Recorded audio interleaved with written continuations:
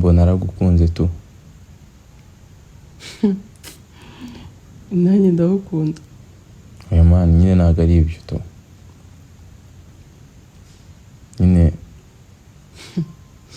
nifuzaga nyine ko nimba byakunda nyine twakikundanira nyine kuko urabona uri single nyine nanjye ibyanjye ntabwo bimeze neza nyine nyine ko wambera girlfriend nyine ukaba more than best friend tu. Nyine ngiye nabitekereje igihe kinini ndavuga ati nzabikubwira kuko n'ubundi dusanzwe dukundana kandi umwana mwiza kandi nanjye ntabwo njya ngufata nabi.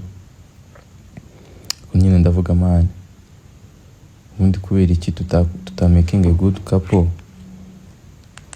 nyine tukava kuri best friend tukafata indi step nyine, cyane cyane ko ntabwo nigeze mwitwaraho nabi, nta mico mibi nari nakwereka, nawe nta mico mibi wari wanyereka, kandi mu by'ukuri uri wife material. Nyine mba mbona wujuje nyine ibisabwa kugira ngo umukobwa nyine umukobwa tuba twakundana nyine tu, kuko urabona ko n'ubundi irambamo ni long distance relationship. Are you serious? Mani wabaye ntacyo nabaye tu, jewe naragukunze tu nyine birenze ubu besto. Yego numvaga nyine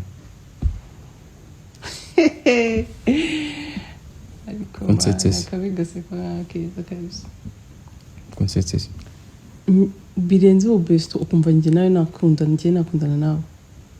Yego girlfriend boyfriend. Yeah.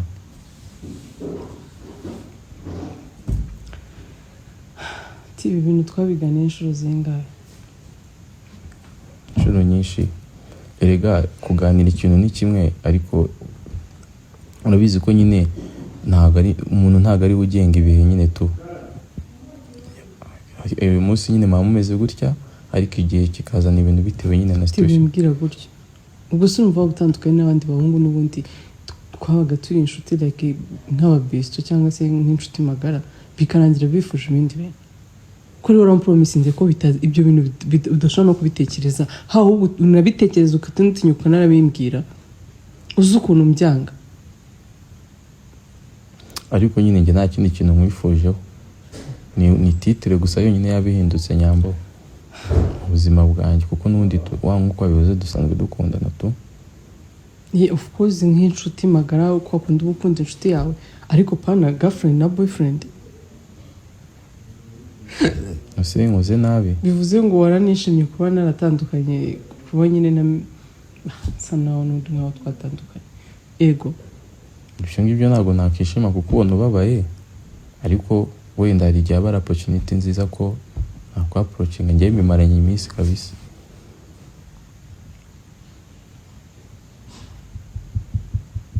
Ni mpamvu udashaka kwaproachinga girlfriend wawe? Ariko njye nakubwiye girlfriend wanjye ko duhora ese n'ubwa mbere ubundi mwamushwanye? Uzi ibintu mwagiye mupfa byanashobokaga ko byabatandukanye. Ariko hari igihe nyine ubona ko ibintu nyine byabaye too much, umwe akanyura inzira ye n'undi agaciye tu, ugahita wumva iyo nzira ikwerekeza kwa nyamba. Yego.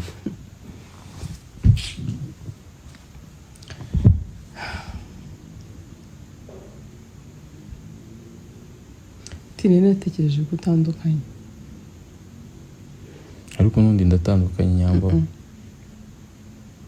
Ntabwo utandukanye niba kugeza kano kanya nyine uri kunganga ushaka kongera nawe dukundana.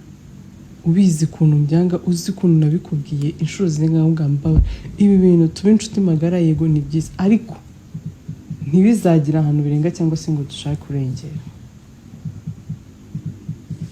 Ntushobora gufata ibyo abantu bavuga nawe ukabigira impamo.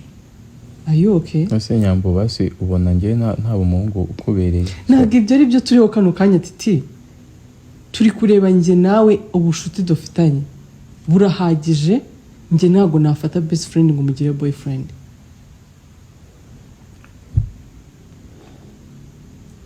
Kwanza nubwo icyo ari igihe cyari cyiza cyo kubimbwira. Ubwo ndamenya unsubije iki ushaka umusubiza ikirenze kuri ibyo ngibyo njye numvaga subiza ko nkubaha subiza ko mukunda sombora nutume kwanza nanubwo nutari nabo namwubaha ukagahita genda wicara ubwawe utekereza niba koko wumva ibi bintu wabitekerejeho kabiri ukurikije ibyo ngiye nawe twaganiriye. Ntabwo nabitekerejeho kabiri, nabitekerejeho inshuro 7. Usanga birakwemeza gukundana na Nyambo. Yankurikije nyine ko tubanye n'abantu bahoraga baduhayipinga ko nyine. None se wowe ugendera kuri pressure y'abantu cyangwa icyo bifuza wowe bakwitiramo? Ariko hari igihe umuntu avuga ikintu nawe ukakibona tu. Ukabona nyine ko wakundana na Nyambo bikakunda. Birenze uwo best friend dufite tugakundana nyine like boyfriend boyfriend.